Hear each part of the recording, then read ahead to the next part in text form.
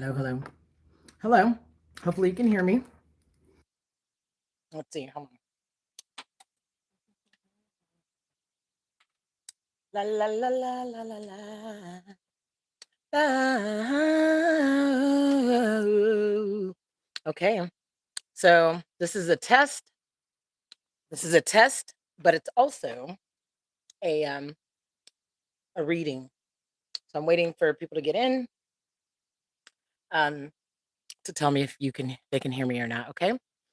But welcome. This is a live conversation. Um, this is a live conversation. We are going to be talking about a very important subject. So, I am a university student. Okay. I'm a non traditional student. I'm 44 years old back at school thanks to the Texas Pay Dirt Promise. Everyone should be taking advantage of that because the Pay Dirt Promise says is a grant, is a land grant. Okay. I learned this in school. In fact, I learned about this while I was going to community college. And the land grant gives any Texan who makes less than $100,000 a year um, gets to go to this university. Well, I fall under that category. Not for long, though. I'm bringing in my abundance. Hallelujah. All praises due to the Most High. Listen, this is the channel, and I am the person for you to tune into.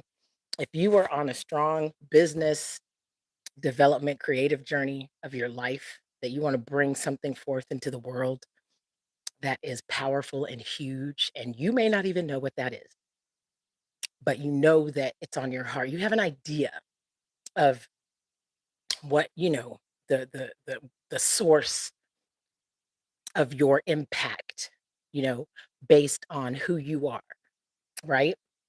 And I just want to encourage people, like, if you have been stuck for a lot of your life, just um, can you hear me? Can you hear me? Hello, can you hear me? Let me know if you can hear me. Can you hear me? Perfect. Thank you so much. Thank you. Thank you. What's up, guys? And so I'm going to read right now because I'm in class and I'm in world religion class. Thank you so much. Thank you. Thank you so much. Thank you. Thank you. Yes. Thank you, Godfather. And so um, I'm going to read a book from and I am a granny actually. So I don't. Is that supposed to be like a diss? No, I do not work at NASA, but I am an MC, and I am going to be. Um, that's so funny. I don't work at NASA, but I am an MC. I'm going to be emceeing a tech event, and the keynote speaker is going to be communications at NASA. So that's like. And so let's see here. I'm in school right now. I've decided to go back to school. I was doing business development and marketing. That's right. Yes, my voice will take you to the stars. Make sure you like, follow, and share. This what I'm gonna read right now because I'm very into marketing. I'm very into leadership. I'm very into um, helping develop us. Like we the creatives are going to be the ones that change the world. So my mission is to support people in that pursuit. Okay, so just a little bit about myself before I read this book. And I'm really it's not not reading a whole book, but it is a conversation that I have to read from my world religion class. And it is called Discourse and the Construction of Society. Comparative. Thank you. Thank you so much. Thank you for subscribing. It's called Discourse and the Construction of Society, Comparative Studies of Myth, Ritual, and Classification. Now, if you look at um, my channel, you'll see that I am elevating a lot of local businesses in the health and wellness and health care space. Thank you, Abby. because we need communities to come together, and I'm here to empower the small business person, the neighborhood business person, and I'm here to empower great ideas, okay? Oh, thank you. Thank you so much, Skater, and congratulations to your mom. You know what? Tell her that I wish her much success as well. And so, because I have ADHD and it's actually diagnosed now, um, like, I've gotta read this story, okay? So, I'm really into marketing. And it's not just marketing, it's messaging, messaging, because everything that's happening right now in the world is all about messaging. It's the perception of things. And so what I am in school for is media advertising and marketing because I want to use my knowledge of technology, my knowledge of communications, my ability to bring people together for good. We need empathic, emotionally intelligent people in our spaces of leadership and running the businesses. And I really strongly believe that. So I decided to go back to school and I'm going to UTEP for media advertising and marketing. Okay. And so this class that I'm about to read this book because when you're aware, you start to see patterns in everything and it's amazing. So I am um, right now I'm taking principles of advertising. I'm taking community leadership, um, community and organizational leadership. I'm taking major world religions and principles of advertising. And I noticed something really interesting when I started reading this major world religions article that my professor wants me to read. And it was so good that I'm like, you know what? Since I talk about marketing and messaging, I'm going to read this on my 5 star conversations in the Sun City channel. That's this channel, 5 star conversations, because what this article is proposing, this article is proposing that that people rewrote history. Hi, Abby. Hi. Um, it is proposing that uh that religion, that history, all that was rewritten on purpose. Okay. Before I get into that, have you ever had a tostones? Tostones? This is a Caribbean type food. And it's like Central America, okay, too, because my family is from Panama, and it's plantain. It's plantain squished down, and then you fry it.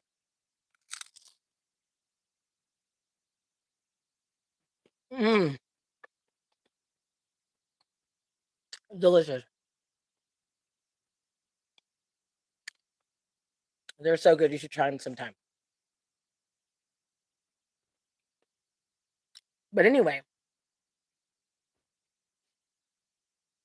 so I'm gonna read this,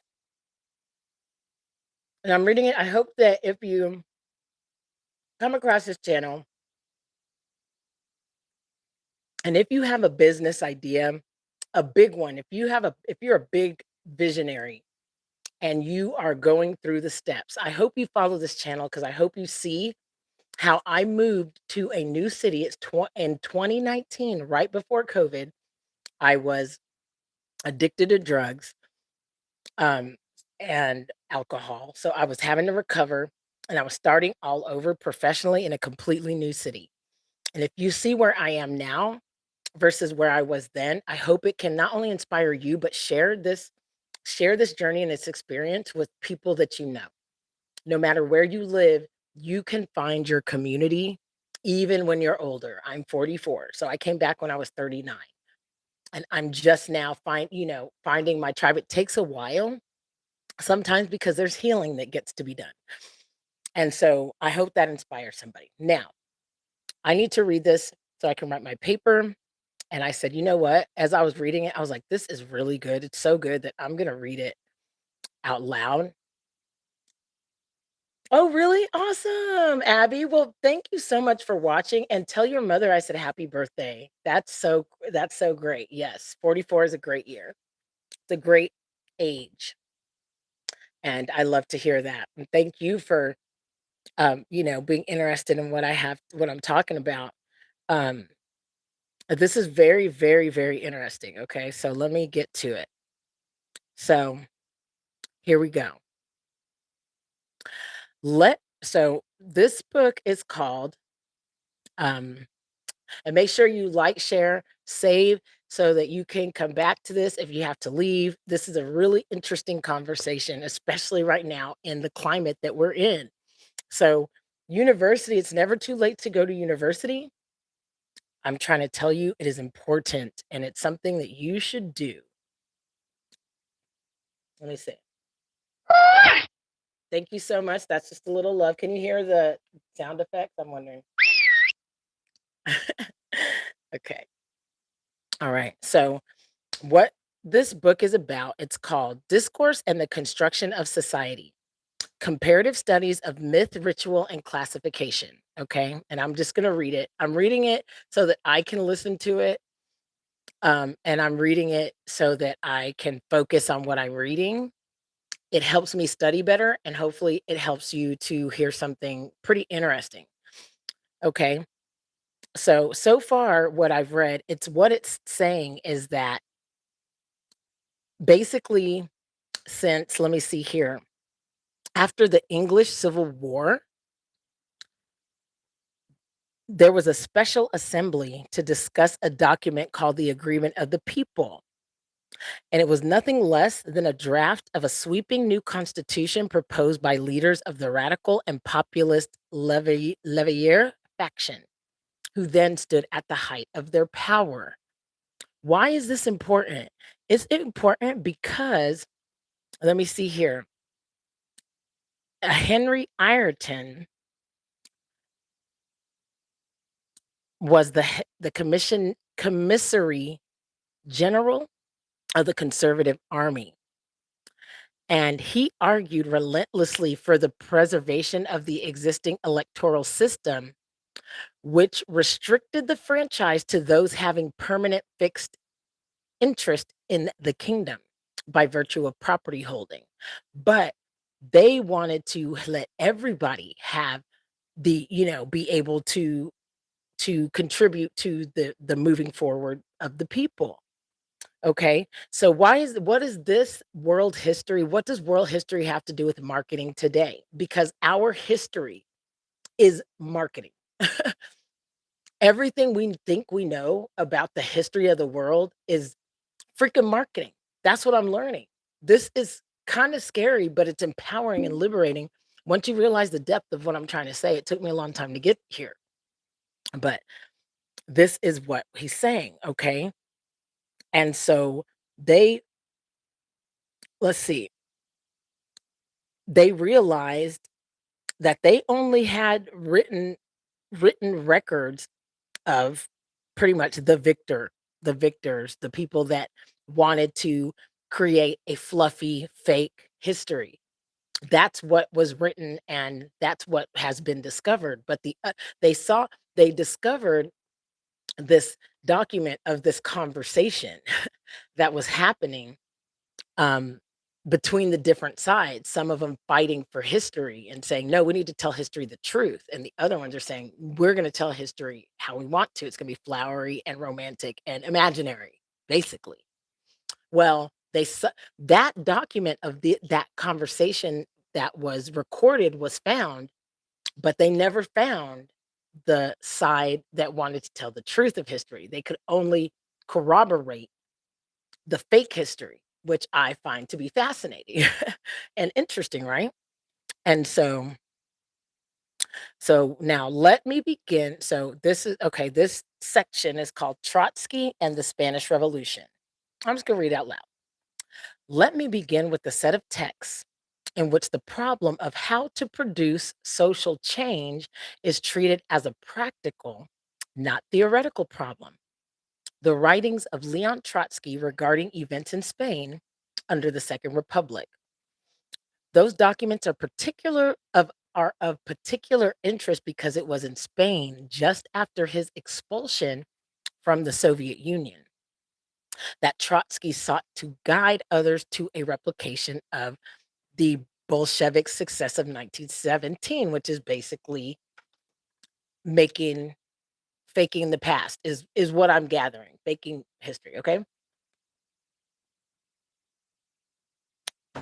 And so, here we go.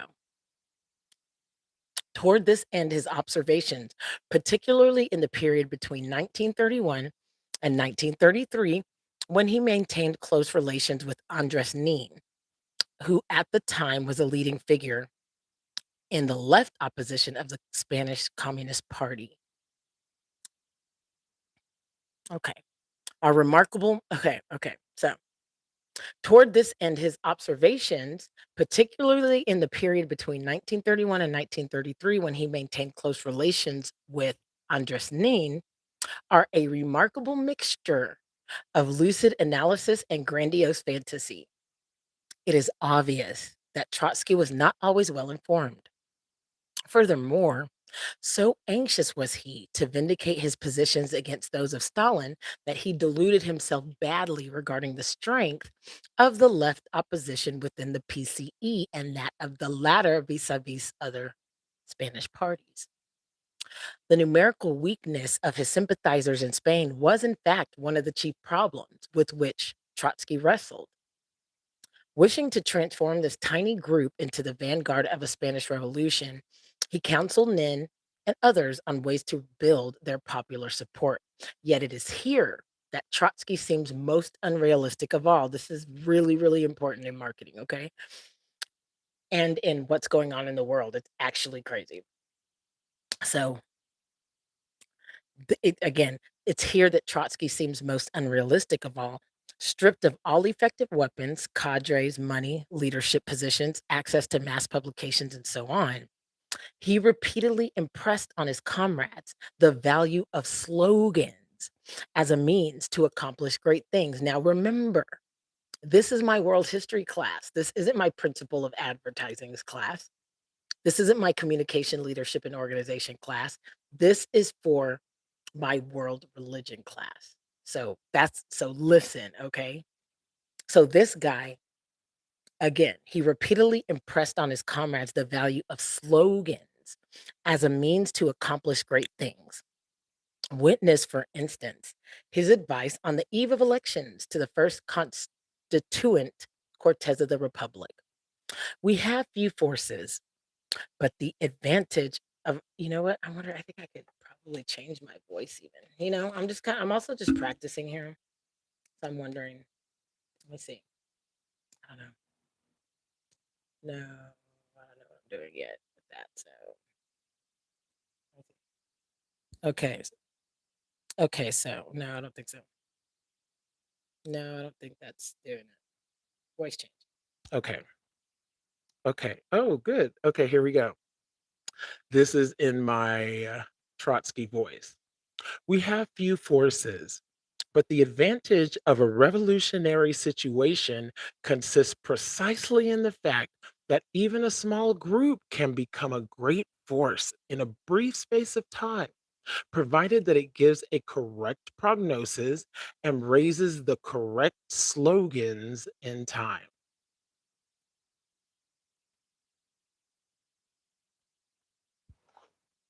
No. Okay. No. Okay. No. No. Okay. No. Okay. Wait. Okay. No. That's not what I'm doing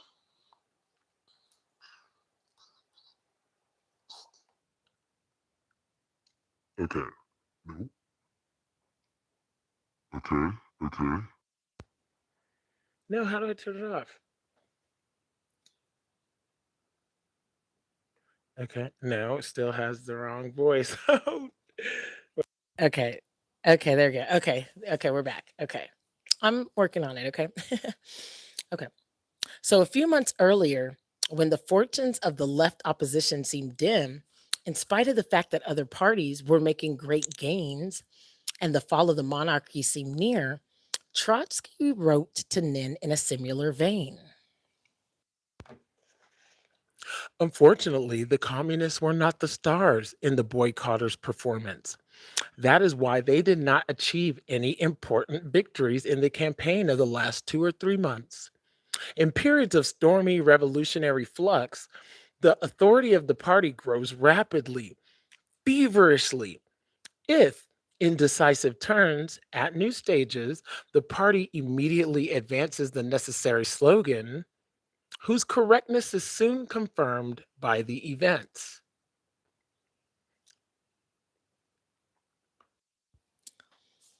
So, the apparent weakness of this advice notwithstanding, one does not dismiss a practitioner and theoretician of Trotsky's stature lightly. I love that they say this.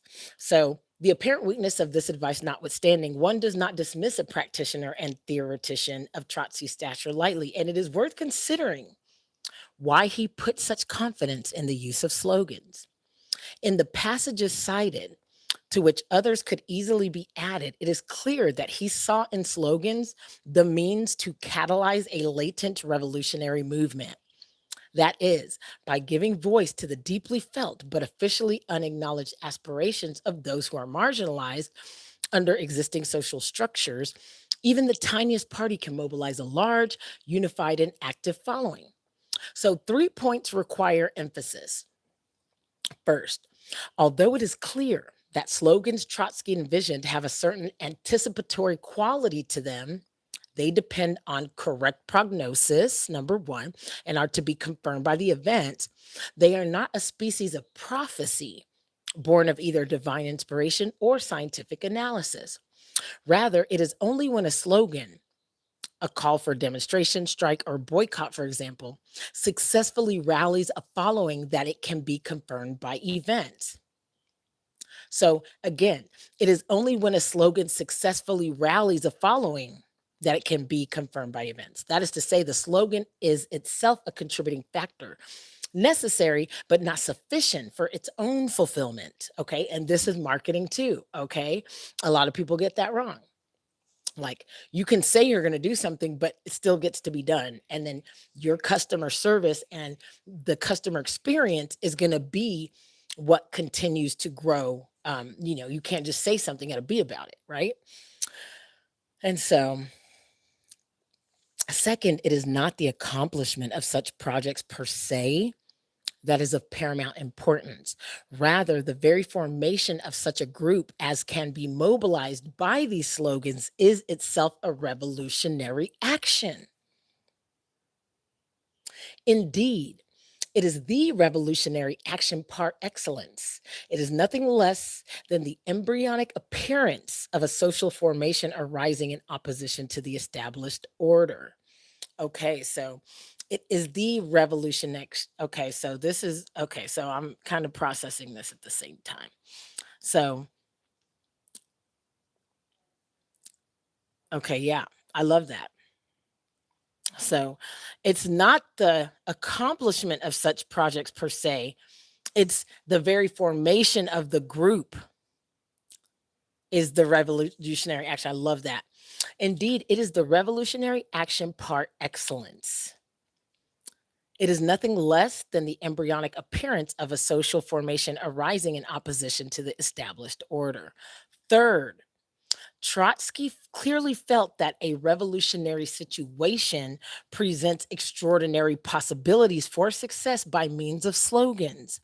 So, to put it differently, one may define as revolutionary those situations in which traditional, accepted, and customary social formations are in process of collapse. One aspect of this collapse being that the discursive instruments that had previously sustained those formations are in the process of losing their capacity to mobilize and persuade. At such moments, dramatic change, that is to say, the emergence of new social formations becomes possible even through the agency of slogans. I just find that to be fascinating. So, Revolutionary. Okay, so now here's the next one: ancestral invocations and segmentary lineages. This is so right up my alley. I'm such a nerd. I actually love this reading already. Let me just kind of process that, man. Okay, so ancestral invocations and segmentary lineages. Revolution and Civil War offer instructive data. In such situations is revealed the potential fluidity of all social formations. I love that. And that's true. Equally revealing are the segmentary lineage systems described in classical anthropological research, where one can perceive not only fluidity, but also certain of the ways in which stability may be maintained in the mix of flux. Wow.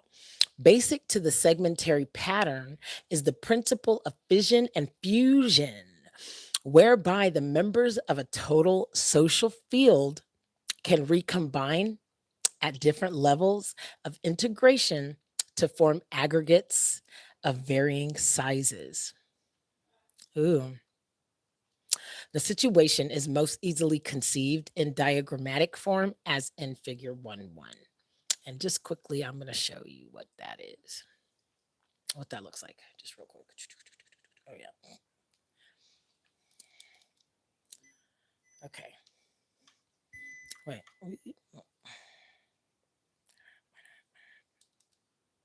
Okay, there. See? There. I hope you can see it. Okay. Okay. So that's what that is. Okay. All right. So let's see. Okay. So this is so interesting. Basic to the segmentary pattern is the principle of fission and fusion, where the members of a total social field can recombine at different levels of integration to form aggregates of varying size. This situation is most easily conceived, and that's where I just showed you that, where the Roman numeral 1 represents the social whole. So the whole collective, right? And we're using these and then it's saying like the tribe using this term and those that follow only for the sake of convenience, because they're acknowledging that. Capital letters represent the chief constituent subunits, clans, and Arabic numerals, which is our number system, by the way. Did you realize that, right? Arabic numerals represent subunits, lineages. Such a diagram as figure 1.1, which could be extended both vertically to encompass greater time depth or horizontally to encompass the synchronic interrelations of more subunits, maps social organization in the form of a family tree.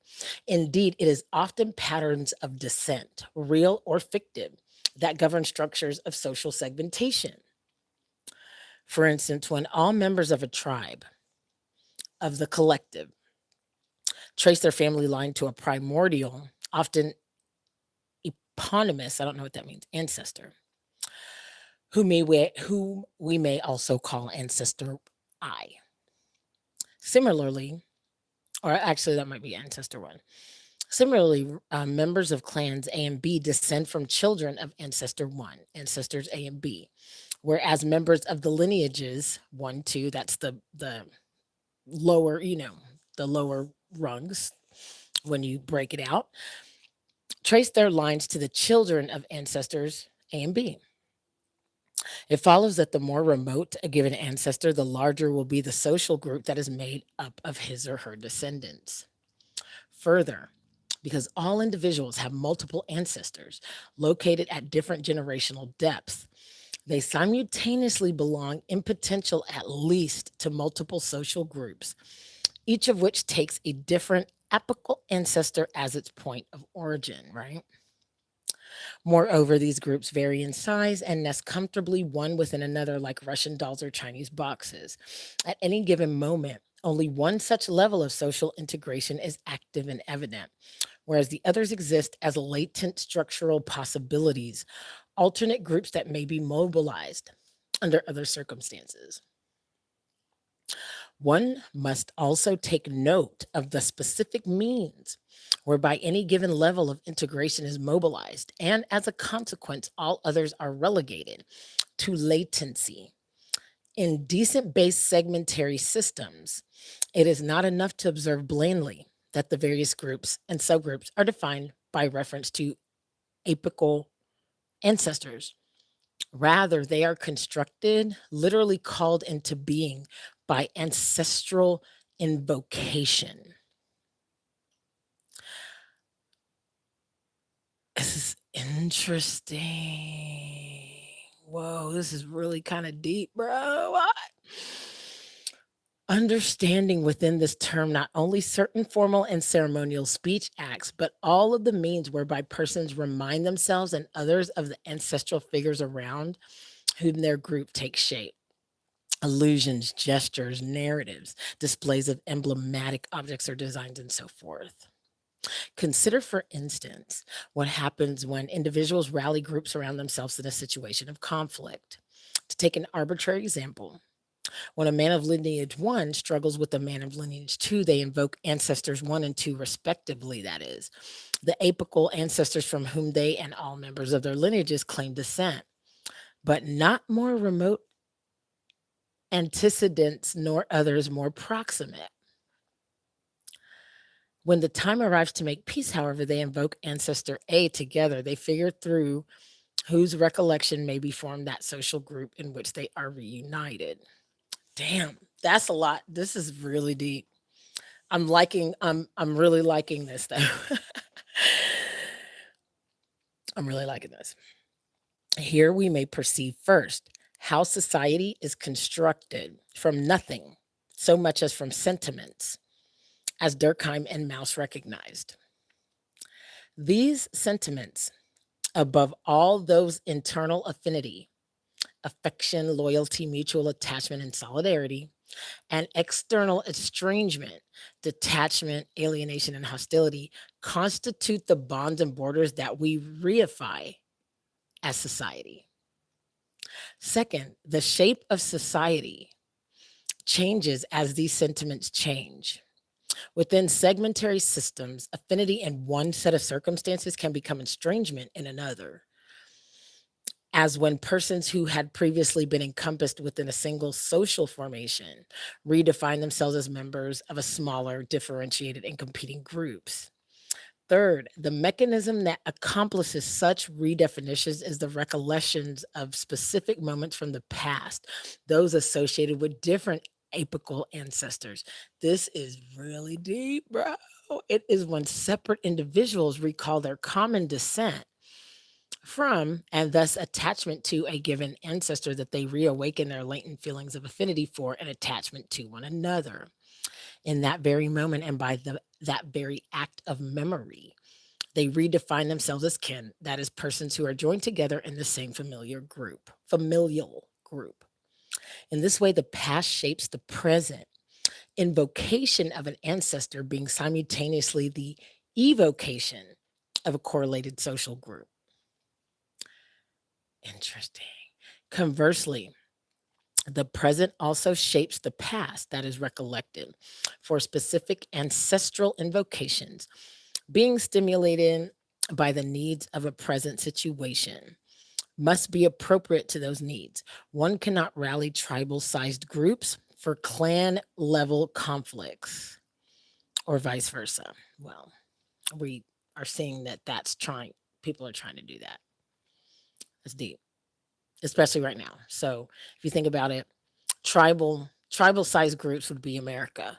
Clan level conflicts would be Republican, Democrat, and they are doing that, right? They are rallying. Well, I guess maybe not the sized groups, but the level of influence groups. Interesting. In practice, within a segmentary lineage system, ancestral invocations function very much as Trotsky expected slogans to function in a revolutionary situation. Oh, okay. So here we come back. In practice, within a segmentary lineage system, ancestral invocations function very much as Trotsky expected slogans to function in a revolutionary situation. That is, given a relatively fluid social field, they are capable of deconstructing established social forms and constructing new ones. We've seen this. Slogans. Okay. A significant difference, however, is that although the temporal orientation of Trotsky's slogans tend to be toward the future, ooh, see, oh, that of ancestral invocations is to the past. That's why the Make America Great Again. Well, I'll be damned. And again, listen, I'm reading, this is world history class that I'm reading, and it's talking about myths. And it's the way this is breaking it down right now. I am so hype. This is so good. In practice, no, it makes sense. It makes sense. That's the difference. Ah. Oh, yeah. That is a mind blow. But this is a mind blow moment. This is a mind blow moment. Wow. Okay. Wow. Okay. So, moreover, whereas with slogans, it is possible to call into being radically novel social formations, it would appear that with ancestral invocation, one can only remobilize groups that existed previously, but that have more recently fallen into latency. That's what they did with that with the MAGA. That is power. See, words are powerful. See, and that's what I'm saying. This channel it is where your personal development meets your personal and professional developments. It's that road where your personal and professional development meets your spiritual ascension, because this right here is powerful. I get it. Wow. Mm.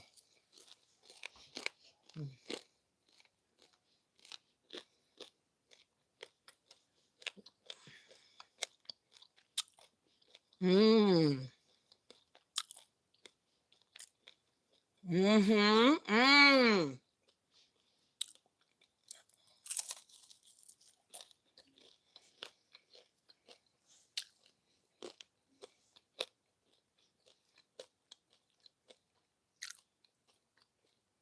This is so appropriate.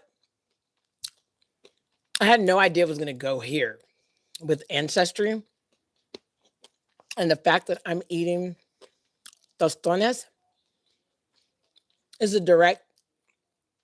is a direct callback. This is right here a representation of my clan from Panama by way of West Indies. So I'm really feeling my ancestors are in this conversation.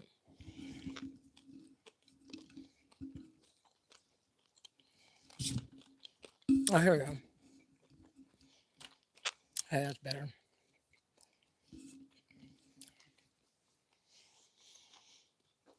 Wow, this is so good. Okay. Okay. Okay. This is deep. Interesting. Wow.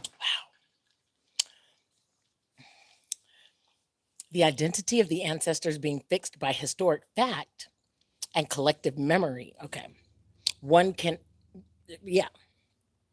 One can only call forth the groups that are defined by those specific ancestors, unless, of course, one tampers with oh shit, here we go. Unless, of course, one tampers with the genealogy, a practice that is, to judge from the anthropological record and from the social record. Not the least uncommon. That's okay. He's going deep. He's going deep. All right. Myth and the construction of social borders. Damn. Oh, this is about to get really good. However, honestly, I do sing tomorrow. If I didn't sing tomorrow, I'd keep talking, but I'm like, I need to preserve my voice. This was a great way for me to exercise my voice, though I am singing tomorrow. And it's crazy, man. It's crazy. This is wild. But so I'm going to read the rest of this because now I'm really into it. Thank you for holding space for me so that I could really get into this. But do you see how all of this connects, bro? It's wild. Much love to y'all. Have an incredible, incredible day or night. Peace. Oh, by the way, stay tuned. Like, share, subscribe. We're gonna keep going deeper because it's a movement we're creating over here. And this right here is going into the depths and the history of mythical movements and the construction of social borders. I can't wait to write my paper. When I write it, I will share it. And I got to write it tomorrow. So I will formally read you what I came up with after all this when we get back. Okay. Peace.